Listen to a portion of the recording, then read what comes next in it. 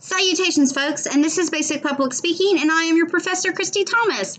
This video is the breakdown of the requirements for the final speech, which is a persuasive speech. As you recall from the lesson reviews over persuasive speech and arguments and the videos and the extra videos posted, a persuasive speech, in a nutshell, is having a person you're verbally persuading someone to start or stop an action.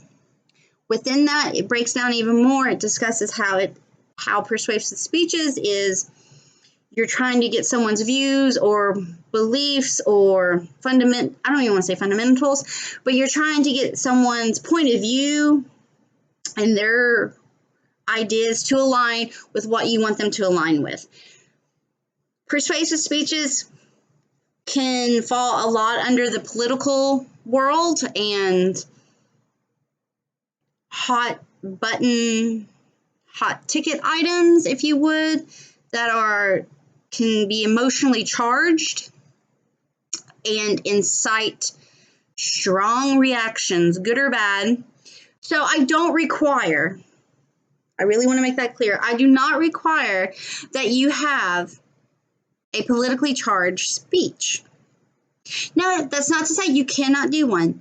I welcome all speeches. I'm just saying it's not a requirement. So you can choose a subject like that's very close to your heart, and you can speak about it. Again, this is a persuasive speech. You want someone to stop or take an action. Start or stop an action, excuse me. So it could be certain laws that you think should be changed or amended, or maybe new laws created, or it can also be locally. Maybe you want to make a plea on why there should be a stoplight at a certain junction, or a stop sign, or perhaps roads being widened. I say that because I don't know about many of you, but sometimes when I'm driving, I think it's 13th Avenue there, that little strip from like in Ashland from Dairy Queen down to like Tim Hortons. I drive it and it makes me very nervous, especially if there's a lot of traffic. I'm like, it wouldn't hurt my feelings if that road was widened by like 6 inches, just 6 inches. I know it doesn't seem like much, but it probably seemed huge.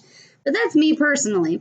So it could be things like that. Or you can also plead your case on why a work day or week should be shortened, or why there should be longer maternity leave, or there should be paid paternity leave, or perhaps it would, a school day week should be shortened. Like instead of 5 days at 8 hours, we could do this many days at this many hours, and discuss why maybe other countries or schools have adopted this, or maybe it could be this is why standardized testing should be abolished, or why this should So your persuasive speech can cover a gambit, so you can also have fun with it. Perhaps you want to tell us which series in the Harry Potter series is the best book. Or perhaps you want to tell us who played the best Superman. A lot of options there, folks. A lot of options. Perhaps you want to do who has the best pizza. And maybe you break down and you discuss your options. So your grouping for best pizza. Your personal options for the speech are you choose between there's Little Caesars, Pizza Hut, Papa John's, Domino's, I'm trying to think of any other fast food ones around. Sbarro in the mall is a pizza joint, and I can't think of that one in Ashland that's close to Kroger. It's just not coming to me. Well, anywho. You can have fun with your persuasive speech. It doesn't have to be politically charged, but you can go that route. I'm just telling you it's not a requirement. Now, the technical requirements for this speech are as follows. This is your very last final speech. So this speech is a cumulative implementing the lessons that we have learned throughout this entire semester. So, with that being said, time limit, I would love at least 3 minutes, because the other requirements in the speech, that 3 minutes, it's going to be a lot easier to hit it with the other requirements. So your time limit is at least 3 minutes. An outline is due with this speech because it is a persuasive speech. So an outline is due. Along with the outline, a works cited will be due. Why a works cited, you say? Well, this is the fun with this speech.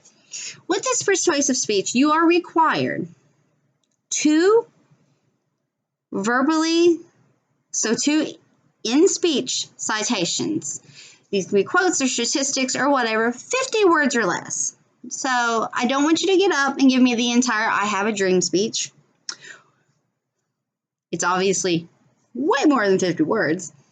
But what falls under these categories of direct, and you have to give credit in the speech. And when I say that, what falls under direct quotations, you may ask? Okay, so perhaps your speech is why one should quit smoking and or quit vaping. Perhaps one of your quotes comes from the Truth Organization. I'm sure you've seen the commercials before, and they also have radio ads, and they have ads online, but they give statistics. They have statistics for smoking, and they have statistics for vaping. So you could easily say, according to truth.org or truth.com organization, insert quote here. That is a way to in-speech citations. If you're say you're doing a speech on the best food or a fast food joint, or maybe you want to talk about the best burger you can get at a restaurant, and you have different choices. Well, perhaps you had a family member or a group of buddies help you with this. So you're like, well, in my focus group, okay, your focus group could be your family members or your group of friends or your significant other or your kids or whatever the case may be here. You can say there's maybe 4 or 5 of you total. You can say, well, 3 out of 5 of us really enjoyed the burger from this place. Or 5 out of 5 of my focus group. Now, when it comes to doing a works cited for focus groups, you can have a direct quotation. Maybe it's a blurb from a restaurant,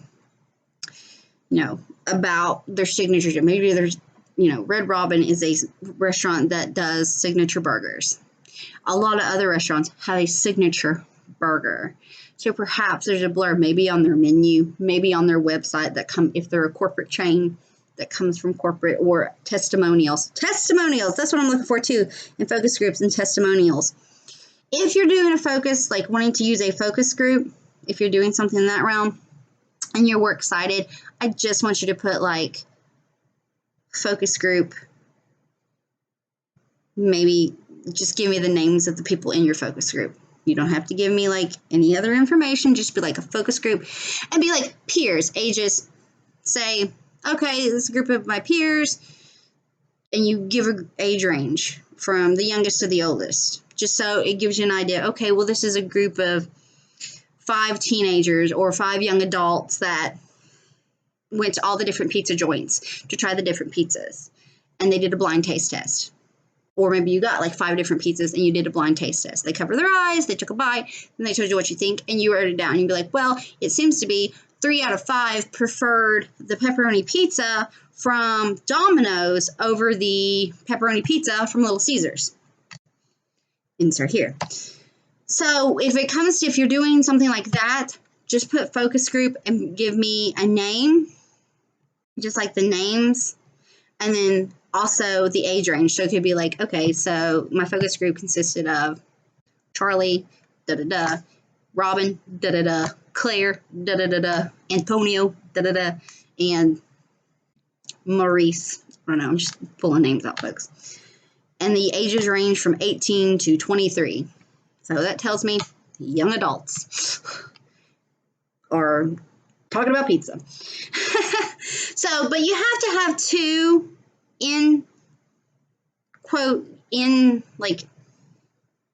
two direct quotations. These quotations can come from online, they can come from focus groups, they can come from articles, they can come from books, they can come from people themselves, like testimonials. But there has to be two in the speech. And you give credit where credit is due. If it is not your words, if it's not your studies, if it's not your statistic, if it's not, whatever the case may be, give credit where credit is due, and that's where the works cited comes up. I have posted information on how to create, and I want an MLA format because that's pretty much what everybody's used to already. Didn't want to throw anything new at you. I posted, there's a content folder with just MLA stuff in it. There's links on YouTube. There's documents that talk about MLA citation. And there's even a video that talks about in-speech citations. There are apps and websites that you can go to that you basically plug and chug your information. So you say you got a statistic from an article. You go to the site, you put your information in, and it pops up the site. It pops up the correct way of citing it for you. So the technical requirements again for this speech is that it has to be at least 3 minutes long, 2 in-text quotations, 50 words or less. So this can be anything from a statistic. It can be a blurb. It can be a quoted line from a person, a show, like a quote from someone. An outline and a works cited with said outline is also due with that. So the oral credit's in the speech and the written credit is the works cited. Those are your technical requirements for the speech. This is a persuasive speech. This is your final speech. This is due December 10th by noon. Noon, December 10th. That is final week. That is week 17 and finals week for ACTC. And believe me, I will post several times because normally we have everything due on Sunday at midnight. I have it due that Friday so that I have plenty of time to grade and input grades, the final grades into the system. And if I need to send them to whomever else needs them, guidance counselors or whatever the case may be, it gives me plenty of time to get everybody's grades where they need to be in a happy place. I give you all of week. You pretty much have the time from this video is up until Friday, December 10th at noon to work on your final persuasive speech. So I ask you, please do not wait till the last minute. Again, your speeches can cover the gambit. They can be high charge, high profile persuasive speeches, more of locally persuasive speeches, perhaps adding turn lanes, if you live in Grayson, you know that they're widening roads because they're adding a turn lane to a larger portion of Carroll Malone. Perhaps areas need a light because of traffic, or, perhaps better trafficking. Or it could just be things, not as intense or politically charged, if you would. It can be, the best flavor of ice cream. It could be like I said, Superman, who played the best Batman, why this person needs their own show, why there should be I don't know, have fun with it, because the bottom line of persuasive speeches is to start or stop an action. And to start or stop an action, you are trying to verbally persuade someone to align their thoughts or their views or their wants the same as yours so that you can go forward in the same direction. There's different laws that go on, different things that have happened that you can discuss about. It can be local stuff. You could talk about how a school day needs to be lengthened or shortened, or how, you know, they should introduce nap time all through middle school and high school. How perhaps maybe undergrad or technical degrees, associate degrees should be free for students to attain, and why. But whatever speech you go with, whatever topic choice you go with, your requirements are 3 minutes in length and 2 direct quotations, 50 words or less in the speech. Now, folks, you can find the Word document for this. It's under the syllabus content folder. There's a video discussing all of these speeches. This is just the individual persuasive final speech, and you can also find the Word document. So check all that out. And if you have any questions, please get back to me. If you're confused by anything, please reach out to me and we will get it figured out. So like I said, the final speech is due December 10th by noon. You have from the moment that this video is uploaded until that time to work on it. I set aside week 16 and week 17 specifically to work on this speech, because you have to use citations and quotations. It gives you time to find what you need to go along with your speech. Okay, folks, again, I hope that you have an amazing week. Thanks. Bye.